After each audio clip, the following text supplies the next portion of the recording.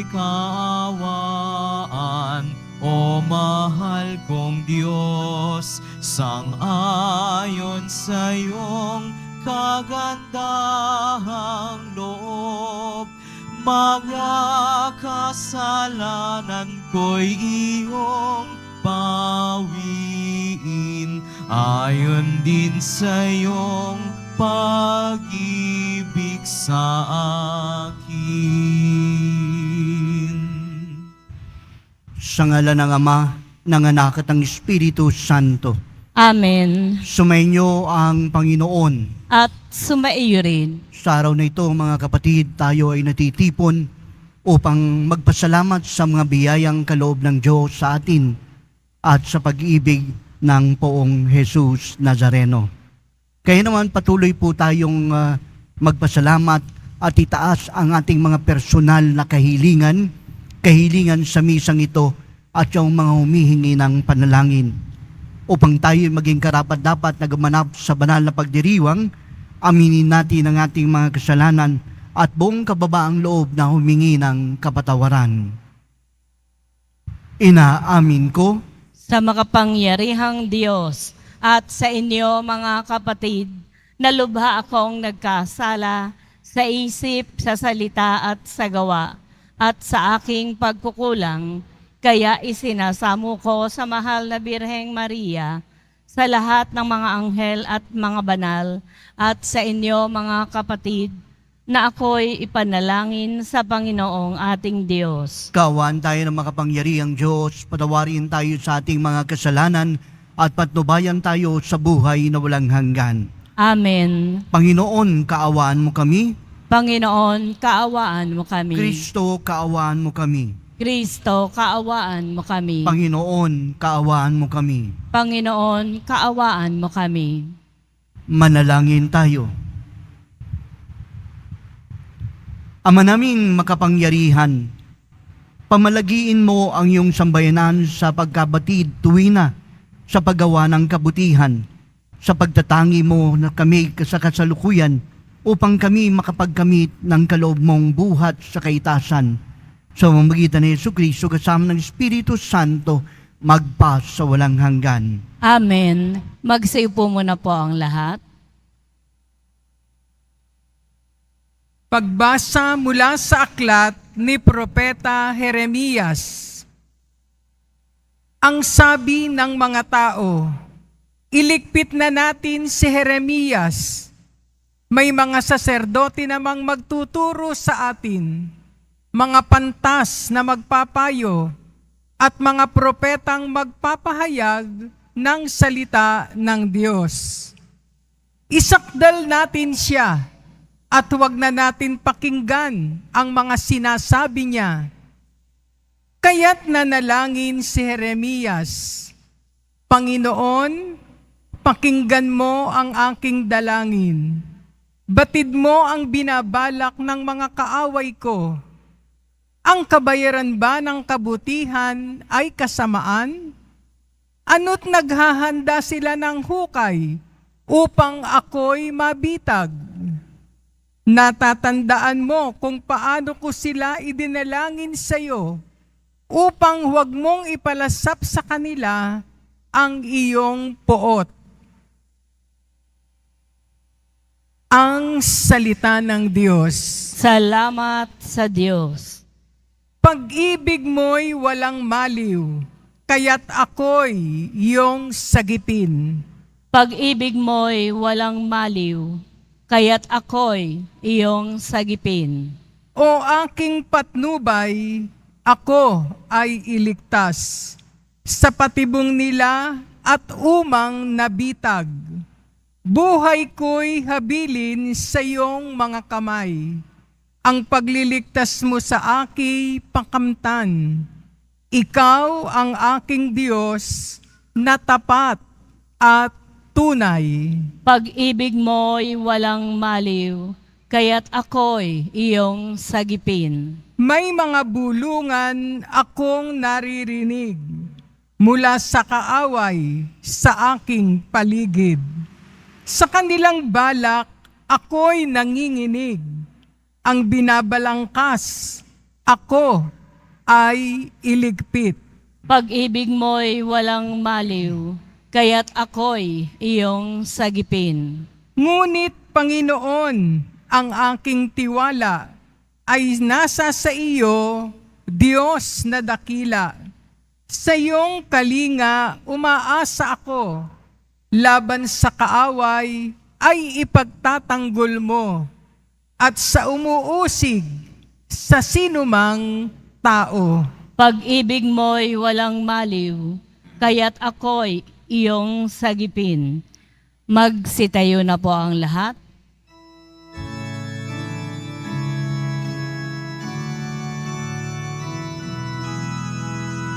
Nagpupuri kami sa'yo, Panginoong Jesucristo. Nagpupuri kami sa'yo, Panginoong Jesucristo. Sinabi ng poong mahal sa daigdig, ako'y ilaw kapag ako ay sinundan. Ang dilim ay mapaparam at sa aking mabubuhay. Nagpupuri kami sa'yo, Panginoong Jesucristo.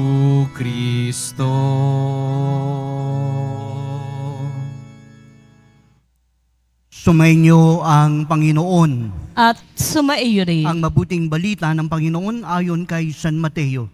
Papuri sa iyo, Panginoon. Nung panahong iyon, nasa daan na si Jesus patungong Jerusalem.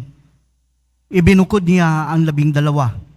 Sinabi niya sa kanila, aakyat tayo sa Jerusalem. Do'y pagkakanulo sa mga punong saserdote at sa mga eskriba ang anak ng tao. Hahatulan siya ng kamatayan at ibibigay sa mga hentil. Siya'y tututyain, hahagupitin at ipapako sa krus, ngunit muli siyang bubuhayin sa 3 araw.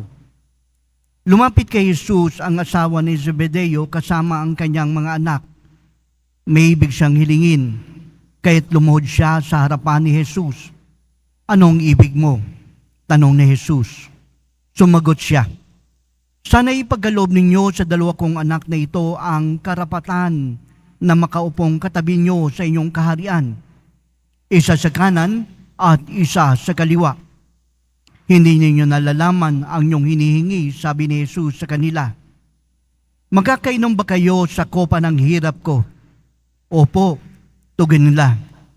Sinabi ni Jesus, ang kopa ng hirap ko ay maiinom nga ninyo, ngunit wala sa akin ang pagpapasya kung sino ang mauupo sa aking kanan at sa aking kaliwa.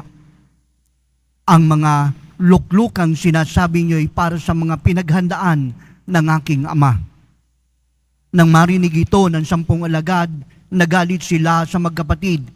Kaya't pinalapit sila ni Jesus at sinabi sa kanila, alam ninyo na ang mga pinuno ng mga hentil ay naghahari sa kanila at ang mga dinadakila ang siyang nasusunod.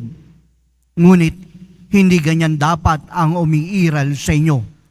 Sa halip, ang sino man sa inyo na ibig maging dakila ay dapat maging lingkod. Ang sino mang ibig maging pinuno ay dapat maging alipin ninyo, tulad ng anak ng tao. Na naparito, hindi upang paglingkuran kundi upang maglingkod at ialay ang kanyang buhay upang matubos ang marami.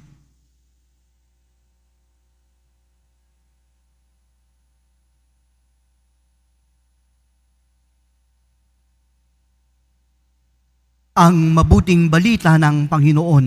Pinupuri ka namin, Panginoong Hesukristo. Magsipo muna po tayong lahat. Magandang umaga po sa inyong lahat, mga kapatid. Ang context po ng ating pong pagbasa, lalo na ng ating ebanghelyo, ang mga Hudyo ay umaasa na darating ang isang political Messiah. Mag-aalis sa kanilang kahirapan at mag-aangat sa kanilang buhay at magkakaroon ng tunay na ganap na kaginhawahan. Kaya naman, nung sinabi po ni Jesus ang first part ng ating gospel, ang tinatawag po nating passion prediction. Ito po yung ikatlong ulit na ipinahayag ni Jesus kung papaano ang mangyayari sa Kanya. Very clear po yung description, malinaw na malinaw mula sa kanyang pagkahirap hanggang sa kanyang pagkapako sa krus. Pinakita po na magaganap ang bagay na ito. Pero hindi po nila matanggap dahil ang alam po nila, sa gitna ng kanilang paghihirap, darating ang isang Mesiya na mag-aalis at magbibigay sa kanila ng kanilang hinahanap na kaginhawahan. Kaya naman hindi nakapagtataka, bigla na lang pumasok itong nanay nitong dalawang alagad at sinabi, pwede po bang makaupo sa iyong tabi? Isa sa kanan, isa sa kaliwa. Ang maaring tinutukoy po rito ay tinatawag na paghahari sa lupa at hindi po nila kayang saklawin ang kanilang pag-iisip ang paghaharing darating at yan ay sa kabilang buhay. Kaya naman dito po kinuha po ni Jesus ang pagkakataon upang mas lalong ipaliwanag sa kanila kung ano ang nararapat at kung ano ang kanyang ibig sabihin. Siyempre, hindi po nagpatalo ang 10 mga alagad. Nagalit pa sila. Bakit? Aba, uunahan nyo pa kami? Kami yung mga kasama at ngayon kayo yung hihingi na makaluklok sa kanan at sa kaliwa. Kaya pinakita po ni Jesus na ang sabi niya, ang tunay na kadakilaan ay makikita sa paglilingkod. Kung paano mo hinuhuli ang iyong sarili at inaangat ang iyong kapwa, isineset aside mo ang iyong pagnanasa para lamang sa tunay na paglilingkod. Alam niyo po mga kapatid, may katotohanan po ito sa ating buhay . Bakit po? Kasi mas madalas dumidikit po tayo sa mga may kapangyarihan dahil kapag may kapangyarihan, pwede kanyang iluklok sa kanyang kanan o sa kanyang kaliwa. Kaya nanaisin po natin na tayo ay may kakilala at malapit sa tinatawag po nating taong may kapangyarihan. Pero sandali lang po, hindi po ito ang batayan ng kadakilaan ni Jesus. Hindi ito ang sinasabi niya sa atin at pilit niyang pinapaunawa. Ano po ang naisin ng ating Panginoon? Ang sinasabi niya po rito ay ito. Ang tunay na pinuno ay matatawag mong dakila hindi dahil siya ay makapangyarihan. Ang tunay na pinuno ay dakila if that leaders, that person empower the other person. Kapag nakita mo na ang pinunong yan na nagbibigay ng kalakasan at kakanyahan sa ibang mga tao at hindi lamang sa kanyang sarili, then you can really say first is great dahil pinakita niya ang kanilang kakayanang angatin din ang kanilang buhay. Kasi nga naman, may mga pinuno na makikita po natin na talagang laging pahamig, laging pakabig sa kanilang sarili. Pero para kay Jesus, hindi ito ang batayan ng tunay na kadakilaan. Ang batayan ng tunay na kadakilaan ay kapag nakita natin na ang bawat taong nakakasama natin ay hindi na lamang sumusunod sa atin, kundi sila mismo nakita nila ang kanilang kakayanang gawin ang nararapat. No wonder, ang sabi po ng ating Panginoong Jesucristo, akong inyong Panginoon, akong naghugas ng inyong mga paa, ngayon ay maghugas din kayo ng mga paa ng bawat isa dahil ito ang tunay na larawan ng paglilingkod. Alam niyo po mga kapatid, matuwa po tayo. Bakit po? Kasi namimintuho po tayo sa poong Nazareno. Bakit po? Ano po sinasabi ng poong Nazareno? Kung nais mong maging dakila, pasanin mo ang iyong krus, magmahal ka. Kung nais mong maging dakila, ibigay mo ang iyong sarili, iset aside mo kung ano ang naisin mo at ipakita mo, sundin ang kalooban ng Diyos sa pamamagitan ng paglilingkod sa iyong kapwa. No wonder paulit-ulit pong sinasabi sa atin ng Poong Jesus Nazareno, maglingkod ka sa iyong kapwa. Magmahal ka ng walang kapalit. Ibigay mo ang iyong sarili nang ang iba'y mas lalong lumago sa kanilang pananampalataya. At ito po ang tunay na diwa ng tunay na kadakilaan pagdating sa harapan ng ating Panginoon. Wala na po tayong ibang pamantayan. Ang bukod tanging pamantayan natin ng tunay na kadakilaan ay walang iba kung hindi ang Poong Jesus na Nazareno na siyang nagbigay ng kanyang buhay, ipinakita ang isang wagas na halimbawa upang siya'y tularan. Mga kapatid, sa araw pong ito, magalak tayo dahil ipinakikita sa atin ang kanyang pag-ibig niya sa bawat isa sa atin sa pamamagitan ng kanyang pagpapasan ng krus. Tayo man din ay kanyang inaanyayahan. Pasanin ang krus nang tayo ay maging dakila. Amen.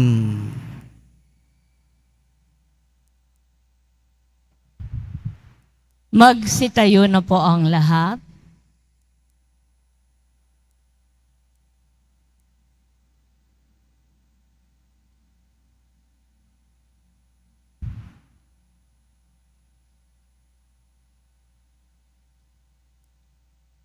Minamahal kong mga kapatid, habang sinasaisip natin ang salita ni Jesus, ang pinakadakila sa iyong naglilingkod, manalangin tayo sa Diyos Ama upang pagaluban tayo ng tunay na diwa ng paglilingkod. Ang ating tutugon, Panginoon, gawin mo kaming mga tunay na naglilingkod. Panginoon, gawin mo kaming mga tunay na lingkod. Ang mga pinuno ng simbahan, naway maging mga tunay na lingkod na kumikilos lang may malasakit na katulad ng ipinakita ni Jesus sa kanyang mga alagad. Manalangin tayo. Panginoon, gawin mo kaming mga tunay na lingkod. Ang mga pinuno ng pamahalaan, naway gamitin ang kanilang kapangyarihan para sa ikabubuti ng mga mamamayan at iwasan ang alitan at kawalan ng tiwala. Manalangin tayo. Panginoon, gawin mo kaming mga tunay na lingkod. At tinawang maunawaan na sa mata ng Diyos, hindi sinusukat ang tagumpay sa pamamagitan ng pamantayan ng mundo, kundi sa paggalang sa ating kapwa. Manalangin tayo. Panginoon, gawin mo kaming mga tunay na lingkod. Ang mga may sakit, naway maunawaan na ang kanilang pagdurusa ay maaaring maging isang biyaya kung ito ay tinitiis bilang pakikisa kay Kristo. Manalangin tayo. Panginoon, gawin mo kaming mga tunay na lingkod. Ama naming mapagmahal, tulungan mo kaming mapaglingkuran ng isa't isa sa pamamagitan ng pagtulad sa iyong anak na nag-alay ng kanyang buhay para sa amin. Hinihiling namin to sa magitan ni Kristong aming Panginoon. Amen. Magsiupo muna po ang lahat.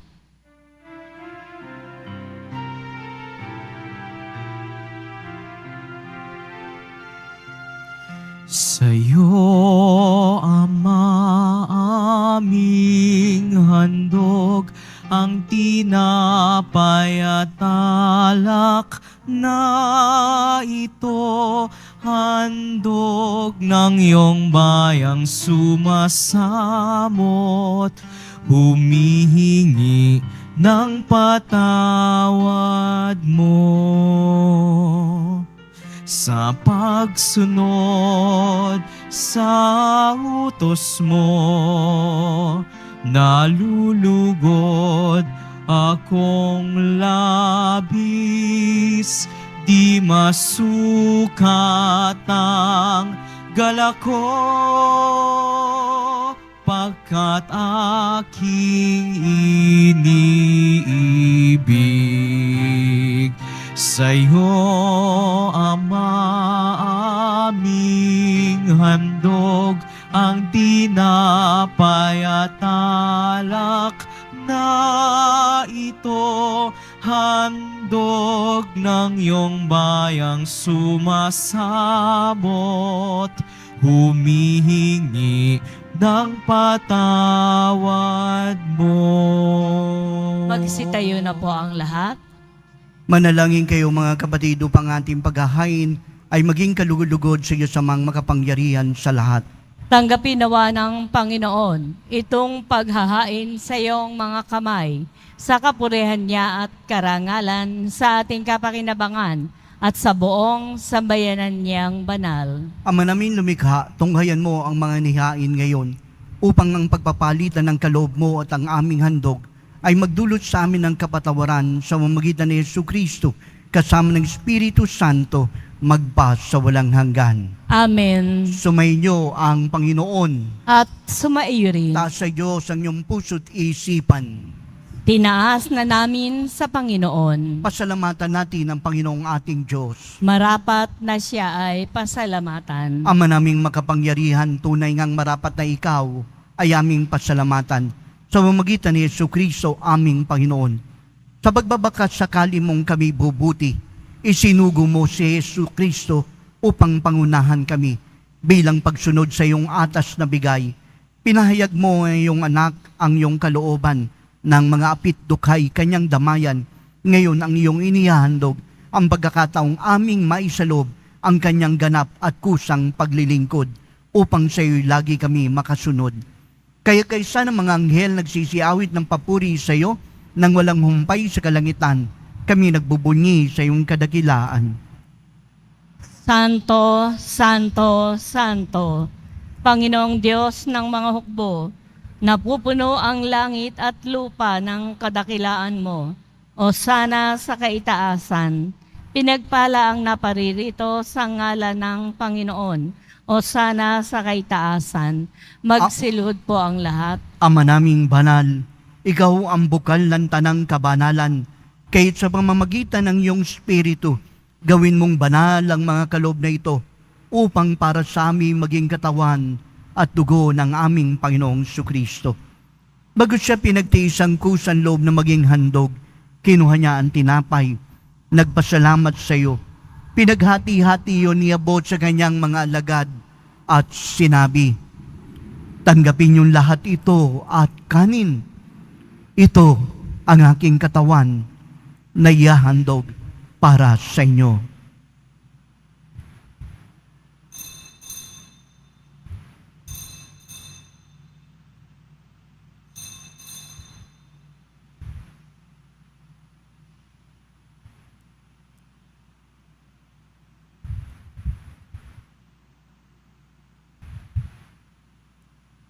Ganon din naman nung matapos ang hapunan, kinuha niya ang kalis. Muling nagpasalamat sa iyo. Inibot ang kalis sa kanyang mga alagad at sinabi, tanggapin yung lahat ito at inumin. Itong kalis ng aking dugo, ng bagot walang hanggan tipan. Ang aking dugo na ibubuhos para sa inyo at para sa lahat, sa pagpapatawad ng mga kasalanan. Gawin niyo ito sa pag-alaala sa akin.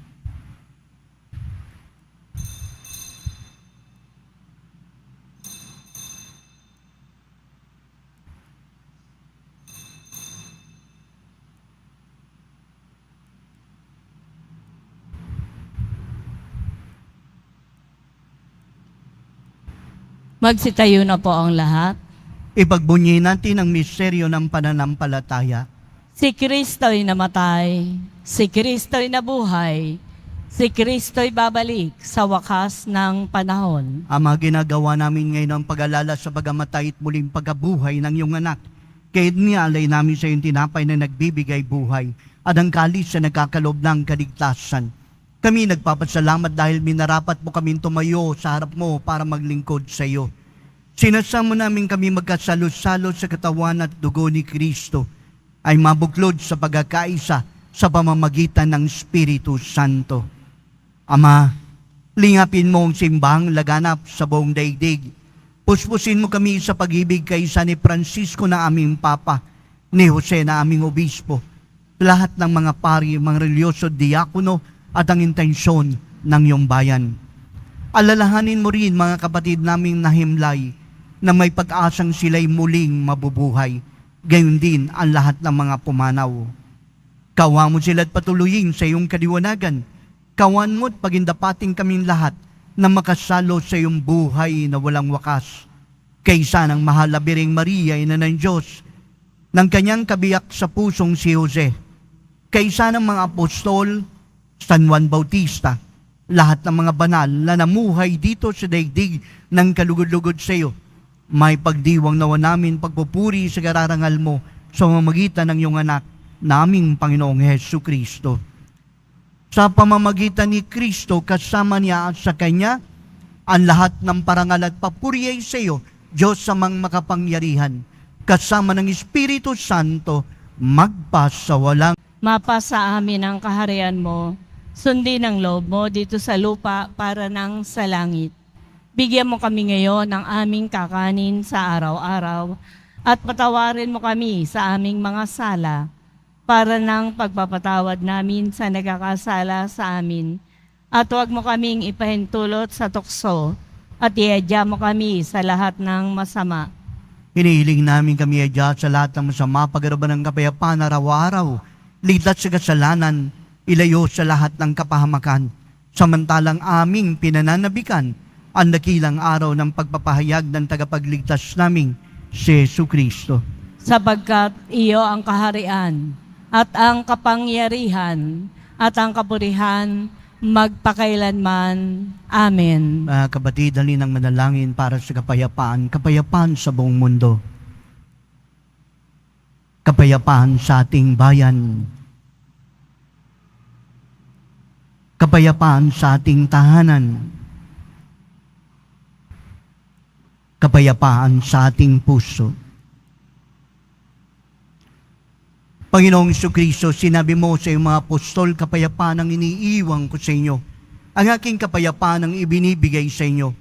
Tungayin mo ang aming pananampalataya at huwag ang aming mga pagkakasala.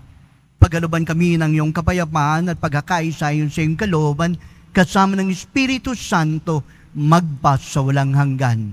Amen. Ang kapayapaan ng Panginoon ay laging sumainyo. At sumaiyo rin. Magbigayan tayo ng kapayapaan sa isa't isa.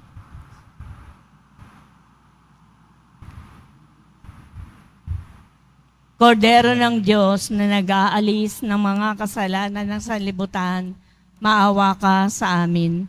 Kordero ng Diyos na nag-aalis ng mga kasalanan ng sanlibutan, maawa ka sa amin. Kordero ng Diyos na nag-aalis ng mga kasalanan ng sanlibutan, ipagkaloob mo sa amin ang kapayapaan. Magsilhod po ang lahat. Ito ang kordero ng Diyos, ito siyang nag-aalis ng mga kasalanan ng sanlibutan. Mapapalad ang sa Kanya'y inaanyayahan sa Kanyang pighin. Panginoon, hindi ako karapat-dapat na magpatuloy sa iyo, ngunit sa isang salita mo lamang ay gagaling na ako.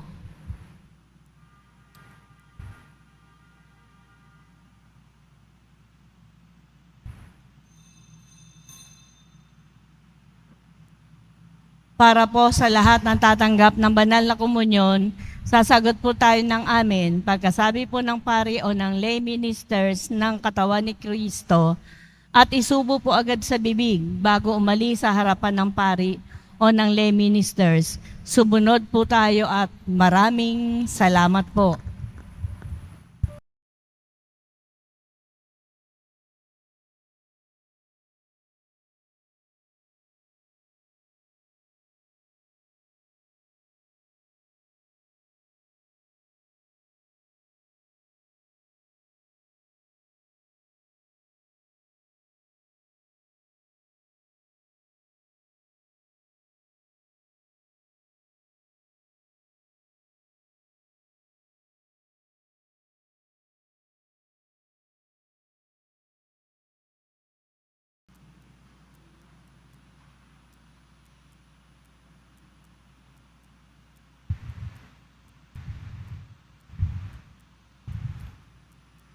Manalangin tayo.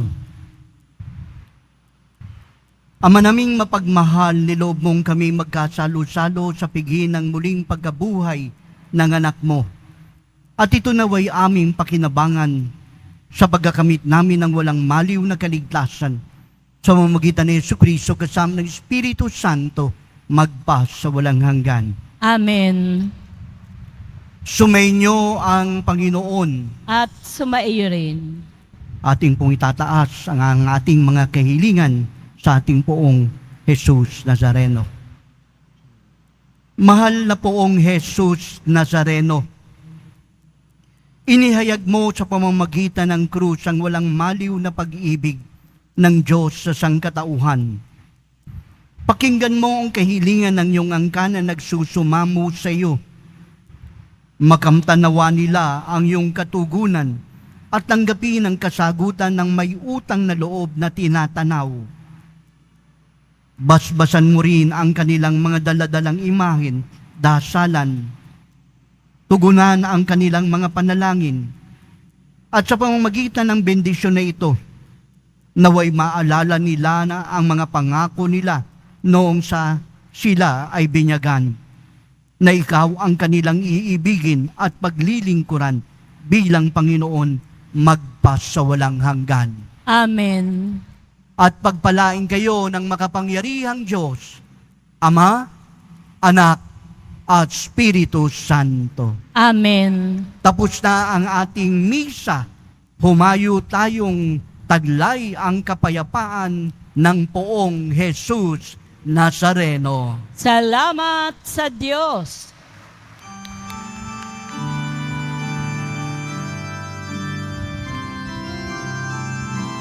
Nuestro Padre Jesus Nazareno, sinasamba ka namin, pinipintuho ka namin, aral mo ang aming buhay at kaligtasan. Nuestro Padre Jesus Nazareno, iligtas mo kami sa kasalanan. Ang krus mong kinamatayan ay sagisag ng aming kaligtasan. Nuestro Padre Jesus Nazareno, dinarangal ka namin. Nuestro Padre Jesus Nazareno, nilulwalhati ka namin. Nuestro Padre Jesus Nazareno, dinarangal ka namin. Nuestro Padre Jesus Nazareno, nilulwalhati ka namin.